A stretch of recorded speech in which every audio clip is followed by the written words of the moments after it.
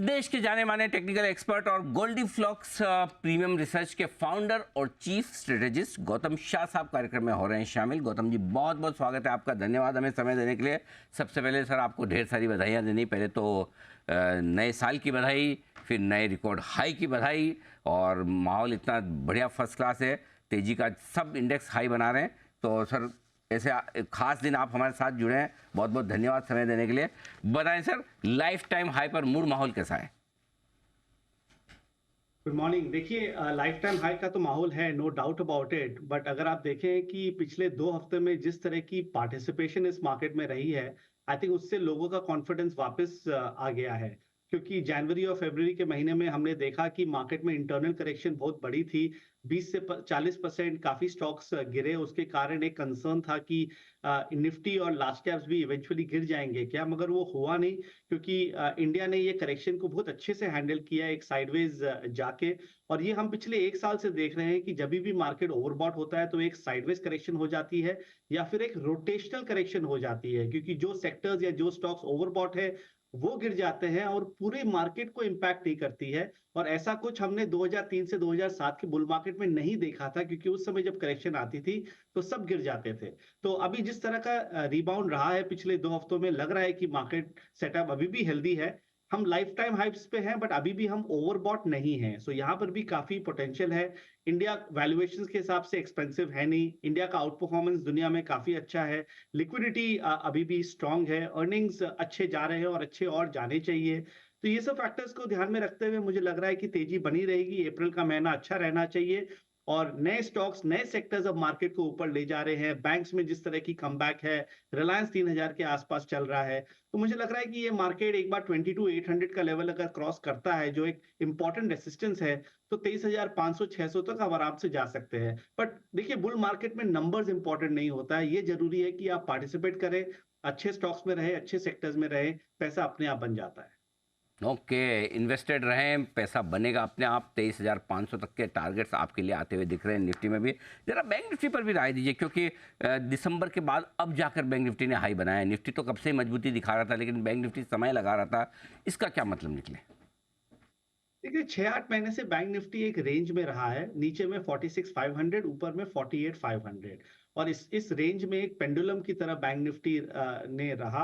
और प्रॉब्लम क्या था कि एचडीएफसी बैंक, क्योंकि वो स्टॉक नहीं चलता था, उसके कारण बैंक निफ्टी चल ही नहीं पा रहा था। एचडीएफसी बैंक में अच्छी 100 से 150 रुपए की मूवमेंट नीचे की तरफ से आई है, उसके कारण बैंक निफ्टी अब अपने लाइफ टाइम हाइस के आसपास है, 48,500। और एक बार ये नंबर निकलता है तो हमारा टारगेट्स काफी बड़ा है, क्योंकि bank Nifty will now cover up for the under performance. तो नियर टर्म टारगेट तो 50,000 का है, बट अगर आप थोड़ा सा मीडियम टर्म के हिसाब से सोचे तो यहाँ से 4,000 पॉइंट की तेजी आ सकती है। 52,500 तक बैंक निफ्टी जा सकता है। और this will be led by SBI, ICICI bank और एचडीएफसी, क्योंकि ये सब इतने बड़े स्टॉक्स हो गए हैं कि अगर ये 5-7-10% भी चल जाएंगे ना, तो बैंक निफ्टी में अच्छी तेजी आएगी। सो बैंक निफ्टी का लीडरशिप पूरे बाजार के लिए अच्छा है, और मुझे लग रहा है कि बैंक्स और रिलायंस मिलके इस बाजार को स्टेबल रखेंगे। चलिए, ये बहुत अच्छी बात कही आपने। बैंक्स और रिलायंस दो बड़े दिग्गज दिख रहे हैं जो निफ्टी को सपोर्ट देने के लिए तैयार है। कुछ कुछ सेक्टर्स अब ऑफ लेट ब्रेकआउट कर रहे हैं लाइफ हाई के ऊपर, जैसे कि कल ऑटो सेक्टर की तरफ से आता हुआ दिखा है।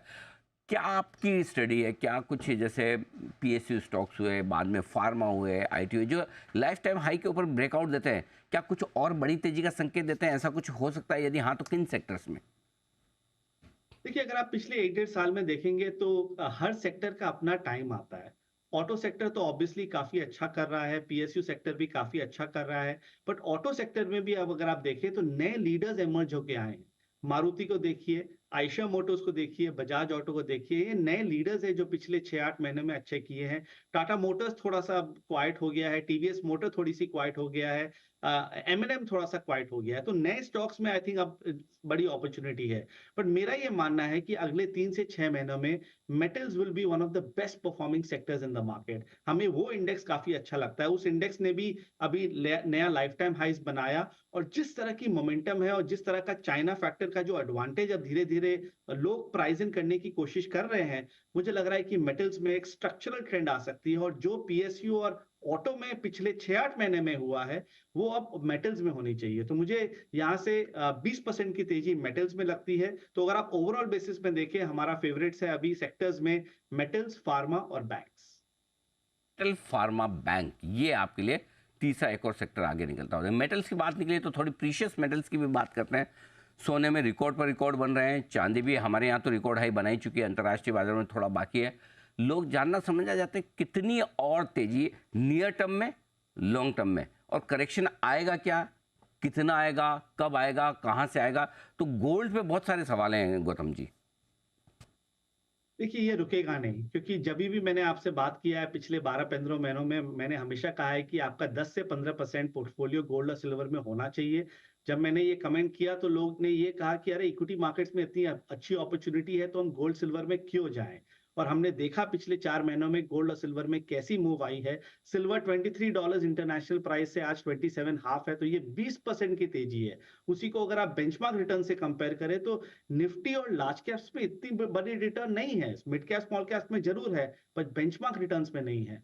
गोल्ड 3-3.5 साल के कंसोलिडेशन से निकल के आ रहा है। हमारा वर्किंग टारगेट तो 2500 रहा है ऑल अलोंग, और मुझे लग रहा है कि वहां धीरे धीरे चला जाएगा और 2850 से 2900 का लेवल भी जा सकता है। और सिल्वर अगर आप मीडियम टर्म लॉन्ग टर्म की बात करें तो 33 हाफ $34 इंटरनेशनल प्राइसेस में जा सकता है, जो यहाँ से भी बहुत बड़ी तेजी है। तो गोल्ड सिल्वर में बने रहिए। कुछ भी वॉलेटिलिटी, कुछ भी वीकनेस मिले, जो हो सकता है अगले 2-3 हफ्ते में आए, क्योंकि थोड़ी बहुत ओवरबॉट है, तो और इसमें टॉप अप कीजिए, क्योंकि ये एक बहुत बड़ी स्ट्रक्चरल ट्रेंड लग रही है जो पूरे 2024 में जारी रहेगी। ये है आपके लिए सोने चांदी में भरपूर तेजी होती हुई दिख रही है। आइए, सोने चांदी के अलावा एक और कमोडिटी है जो हम पर बड़ा असर डालती है, और वह है कच्चा तेल। लंबे समय बाद अब $90-91 के आसपास पहुंचा भी है, और गौतम जी टिक भी रहा है। लोगों को डर यह है कि अब यहाँ से 100 पहले आएगा या 80। क्या है व्यू आपका? देखिए, लोग पुराने जमाना देख के बोलते हैं कि चलो जब तेल चलता है या बहुत ज्यादा बढ़ जाता है तो इंडियन इकोनॉमी के लिए खराब है, उसके कारण बाजार को ठीक नहीं रहना चाहिए। ये हमारी ट्रेडिशनल थॉट प्रोसेस है। बट पिछले 20 सालों में जब भी ये हुआ है, डेफिनेटली मार्केट प्रेशर में आया है। बट पिछले 20 सालों में कब ये हुआ है कि हमारी इकोनॉमी लिक्विडिटी, डोमेस्टिक लिक्विडिटी के कारण चलती है? तो 20,000 करोड़ एसआईपी के कारण हर महीना सिस्टम में आ रहा है, तो उसके कारण जो भी ये ग्लोबल शॉक्स होते हैं वो बहुत अच्छे से अब्सॉर्ब हो जा रहे हैं। मुझे लग रहा है कि डेफिनेटली क्रूड में एक अप ट्रेंड है। क्रूड 95 लेवल्स के आसपास जा सकता है, बट ब्रॉडली वो एक 80 टू 100 के रेंज में रहेगा। अगर वो 100 के ऊपर जाता है तब मेरे हिसाब से प्रॉब्लम है, and that will start impacting the economy और बड़े प्लेयर्स मार्केट में, तब थोड़ा सा कंसर्न हो सके। बट 95 तक मुझे लगता है कि ज्यादा इंपैक्ट नहीं रहेगा। तो ये जो इंटर रिलेशनशिप है, जो लोग इसके बारे में बात करते हैं, उसके कारण आप इंडिया से दूर नहीं रह सकते। Okay. Mid cap small cap शेयरों को लेकर बड़ी चर्चाएं हुई मार्च के महीने में। लोगों को लगा कि भाई अब तो इनकी कहानी खत्म हो रही है, ये हो रहा है, वापस इतना मजबूती से ऊपर आए। सर ये बताइए कि क्या अभी भी इनकी आउट परफॉर्मेंस रहेगी, लार्ज कैप्स के मुकाबले में ज़्यादा चलेंगे? इनके चार्ट्स क्या कह रहे हैं? देखिए, मिड कैप स्मॉल कैप में कंसर्न ये था जनवरी में कि हर तरह के शॉर्ट स्टॉक्स चल रहे थे, हर तरह के स्टॉक्स जस्टिफाई हो रहे थे, और सब कुछ एक्सेल शीट में था। ऑन द ग्राउंड तो काफी कुछ नहीं था, और सब एक्सेल शीट के कारण हर तरह के स्टॉक में जिस तरह की मूवमेंट आई थी, एक डेंजरस सिचुएशन था। और उस डेंजरस सिचुएशन को करेक्ट करने के लिए मार्केट में अच्छी इंटरनल करेक्शन हुई। जिसको गिरना था वो गिरे, और जो टॉप क्वालिटी मिड कैप्स और स्मॉल कैप्स है, जहां पर इंस्टीट्यूशनल इंटरेस्ट है, वो एकदम बने रहे, और वो जैसे ही बाजार स्टेबल हुआ वो वापस आ चुके हैं। इंडियन होटल्स को देख लीजिए, 610-20 पे चल रहा है, लाइफ टाइम हाइस पे चल रहा है, कोई इंपैक्ट ही नहीं है मार्केट करेक्शन का। तो मिड कैप स्मॉल कैप का आउट परफॉर्मेंस जारी रहेगा। ये जो क्लीन अप से हम निकल रहे हैं, मुझे लग रहा है कि यहाँ से और 10-12%, 15% की इंडेक्स में तेजी रहेगी। तो अभी भी इस साल अगले 3 से 6 महीने अगर आप अच्छे स्टॉक्स में, top quality mid cap small cap में रहेंगे, तो आपका पोर्टफोलियो डेफिनेटली निफ्टी से बेटर परफॉर्म करेगा। ओके, टॉप क्वालिटी स्टॉक्स में आपके लिए अभी भी बेहतर मौके हैं। अब बताएं गौतम जी, आपकी पसंद के अगर कोई स्टॉक्स हैं जो आपको अच्छे लग रहे हैं या ख़राब लग रहे हैं चार्ट पर, तो ज़रा वो सजेस्ट कीजिए। देखिए, जैसे मैंने कहा, मुझे लग रहा है कि बैंक्स में एसबीआई और आईसीआईसीआई बैंक आउट परफॉर्मर्स हो सकते हैं, तो वहां हमें यहाँ पर भी इन्वेस्टमेंट कर सकते हैं। मेटल्स में हमें JSPL, JSW steel, SAIL, NALCO हमारा फेवरेट रहा है, और मुझे लग रहा है कि यहाँ से भी अच्छी तेजी आ सकती है। फार्मा में हमें डॉक्टर रेड्डी, सिप्ला और सन फार्मा अच्छा लगता है और मुझे लग रहा है कि ये सारे शेयरों में 15 से 20% की तेजी यहाँ से आ सकती है। वही अगर आप निफ्टी की बात करें तो देखिए 10% इंडेक्स को भरना थोड़ा-सा डिफिकल्ट है। मार्केट धीरे-धीरे एक-एक स्टेप लेके आगे बढ़ रहा है। पर ये सब सब शेयरों और ये सब सेक्टर्स में अगर आपका पोर्टफोलियो रहेगा, तो आप डेफिनिटली आउट परफॉर्म करेंगे। ठीक बात है, तो ये आपके लिए पूरा का पूरा एक्शन। गौतम जी, बहुत बहुत धन्यवाद आपका समय देने के लिए और सभी कमोडिटीज़ पे, इंडाइसेस पे और स्टॉक्स पर अपनी राय हमारे दर्शकों के सामने रखने के लिए। Thank you so much sir.